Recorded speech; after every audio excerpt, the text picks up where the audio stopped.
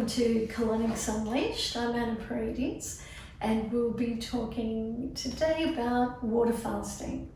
So when we think about water fasting, it might have been after a big night out, it might be if we can't lose weight and we just want to take a break. What we've found though through research, water fasting is very, very beneficial to lowering inflammation. Usually from a colonic treatment, we are hydrating straight into the bowels. So we're lowering inflammation. We can see the inflammation leaving. And people do notice an effect straight away from losing fluid retention. Fluid retention comes about purely from dehydration. And of course then the body finds it hard to shift fat out of the cell if it's dehydrated. So if you wanted to one day relieve stress from the stomach, from up high and small intestine, water fasting might be for you. This is Marco. Hello everybody. Who's doing a 14-day water fast. So this is the 14th day and we're so excited to see what's going to happen. And we're taking you on Marco's journey. What do you do for work? Chef. Yeah, Don't we love that? Yeah, it's been a very tough journey, really tough. Dealing with food every day, all the smell and even the colleagues that was laughing and eating in front of me and all this kind of stuff. It was really tough. But I was wearing a mask all the time in order for me to just remind myself to don't eat anything and just to focus and get on it. From day one, how many kilos did you lose within 3 days of the water fasting?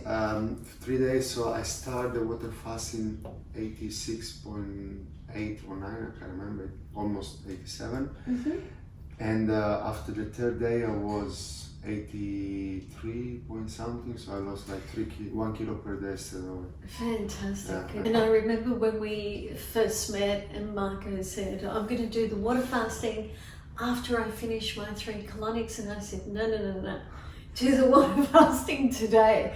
So he wasn't prepared, but once we said that the water will dilute the inflammation and he won't be hungry, he won't have the desire to have sugars, and it would be a good idea to get off the coffee as well. So we went hardcore.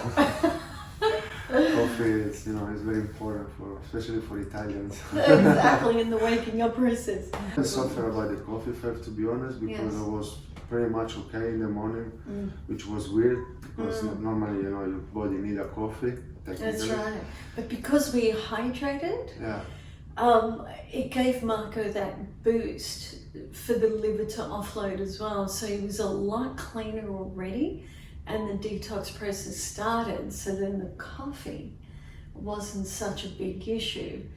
But if you were to do it alone, you've really got to be ready for the headaches, for the pains and so forth. So we were lucky we didn't have them.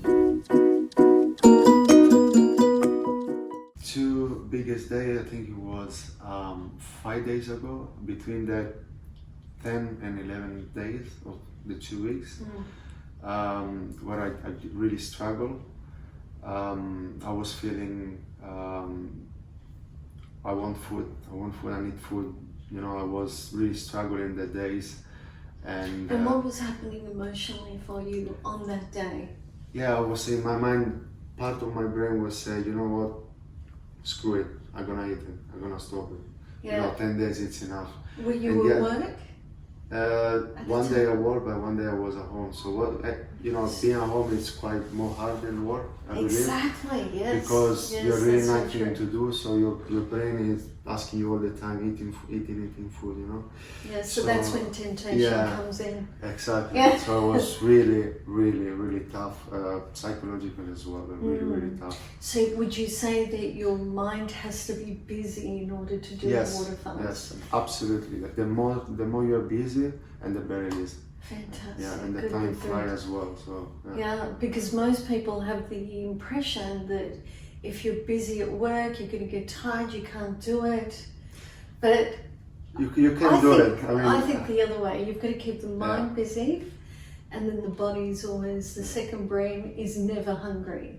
Exactly. It's always the first brain that comes in with that conscious thought of corruption, like temptation, what can I have? And the old patterns of what we associate food with. You know, what kind of emotion comes up for us to want to grab food and suppress it. Yeah. But when the mind is kept busy with work and what's next and what you have to do, then the body stays nice and relaxed, and then you have more communication with the first brain and the second to want to listen to your body. What's the plan now? Today?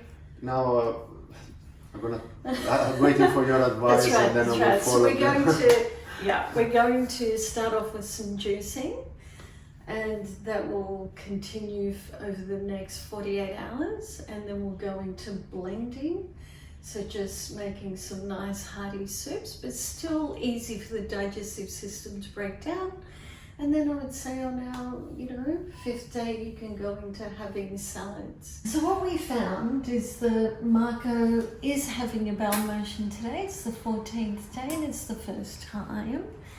But he would have been having the bowel motion even though we're not doing the colonic. It was just sitting in the rectum, so ready to be eliminated. So before, through our massage, we could feel there were some lipomas that were a little bit large, and now they're very, very tiny. So they've really reduced in size. You could probably feel that massaging the tummy as well. So that's incredibly good. So we know that the lymphatic system's getting a lot cleaner as well through the water fasting and doing the colonics. It's all about getting down the inflammation. Very good. So if we can see this flow, it's still coming through, and we can see the peristalsis through the tubing moving, which there's a good tone. In the elimination, we can see there's a little bit of contraction, and then it stops, goes back into absorbing the water that's in there to help it gain more strength to contract. So we all know that the bowel moves with water alone, nothing else. Well, thank you, Marco. You're welcome.